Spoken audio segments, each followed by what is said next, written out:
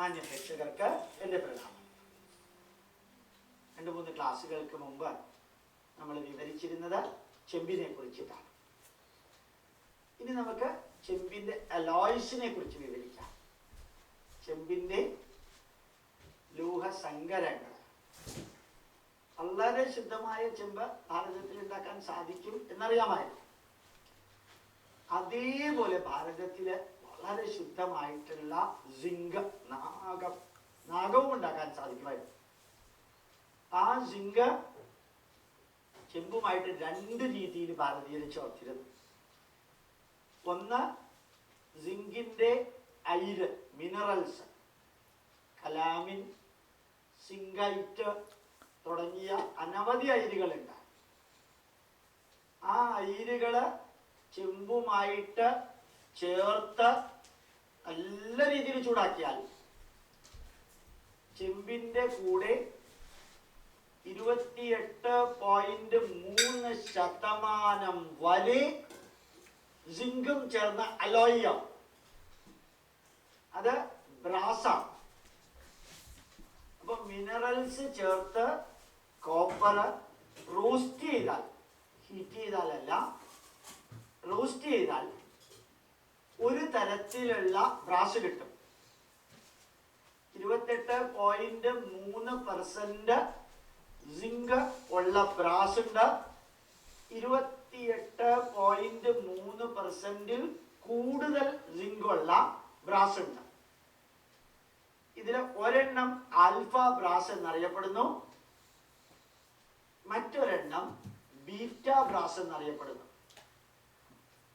Alpha ബ്രാസും beta ബ്രാസും ഉണ്ടാക്കാൻ, അതിനെ വിവരിക്കാനും അതിൻ്റെ ക്വാളിറ്റി വ്യക്തമായിട്ട് അറിയാനും അതിൻ്റെ ടെസ്റ്റ് നടത്താനും അതിൻ്റെ ഫ്ലെയിം ടെസ്റ്റ് നടത്തി ഏതാണെന്ന് വിവരിക്കാനും ഭാരതീയർക്ക് സാധിച്ചിരുന്നു. ഇംഗ്ലീഷുകാർക്ക് 18-ാം നൂറ്റാണ്ട് വരെ സാധിച്ചിരുന്നില്ല താനും.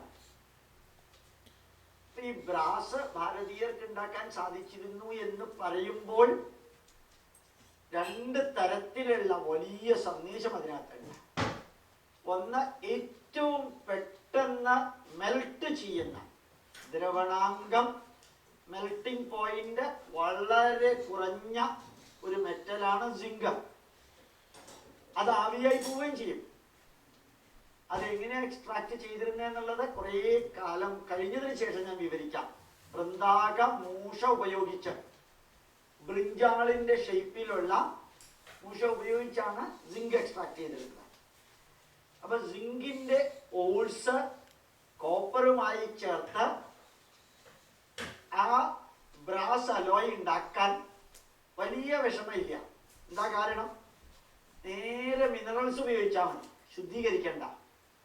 പക്ഷേ രണ്ടാമത്തെ തരത്തിലുള്ള ബീറ്റ ബ്രാസ് ഉണ്ടാക്കണമെങ്കിൽ പ്യുവർ സിങ്ക് ഉണ്ടെങ്കിൽ മാത്രമേ 28.3% കൂടുതൽ ഈ ബ്രാസില് സിങ്കിന്റെ അളവ് കൂട്ടാൻ സാധിക്കുള്ളൂ. അപ്പൊ അതിൽ നിന്ന് മനസ്സിലാക്കുന്ന വലിയൊരു സന്ദേശം, പ്യുവർ ഫോമില് ബ്രാസ് ഉണ്ടാക്കാൻ ഭാരതീയർക്ക് അറിയാമായിരുന്നു. അത് 2 തരത്തിൽ അറിയാമായിരുന്നു. അതിനാവശ്യമായ പ്യുവർ കോപ്പർ ഉണ്ടാക്കാനും മിനറൽസ് ആയ സിങ്ക് ഉപയോഗിച്ചും പ്യുവർ മെറ്റലായ സിങ്ക് ഉപയോഗിച്ചും ബ്രാസ് ഉണ്ടാക്കാനും ഭാരതീയർക്ക് കഴിയാമായിരുന്നു. പക്ഷെ ഞാൻ വിവരിക്കുന്നത് ഇത്തിരി കോംപ്ലിക്കേറ്റഡ് ആയിട്ട് നിങ്ങൾക്ക് തോന്നിയേക്കാം. എങ്കിലും നമ്മുടെ വീടുകളിലെല്ലാം ഉപയോഗിക്കുന്ന പിച്ചളപാത്രം, ഇങ്ങനെ സ്വർണകാരകനെ പോലെ വെട്ടിത്തിളങ്ങുന്ന പിച്ചളപാത്രമെല്ലാം ഉണ്ടാക്കാനുള്ള സാങ്കേതിക വിദ്യ ഭാരതത്തില് 2500-3000 വർഷങ്ങൾക്ക് മുൻപ് ഉണ്ടായിരുന്നു എന്ന് അഭിമാനിക്കാൻ വക നൽകുന്ന ഒരറിവാണ് ഞാനിപ്പോ നിങ്ങളോട് പറഞ്ഞത്.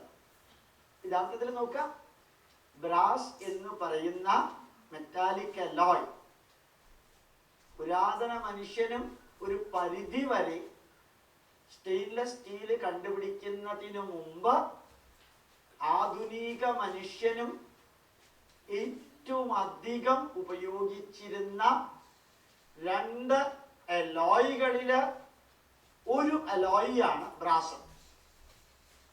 ആ ബ്രാസ് ഭാരതത്തില് thousands and thousands of yearsന് മുമ്പ് 2 തരത്തിലുള്ള ബ്രാസ് ഉണ്ടാക്കിയിരുന്നു.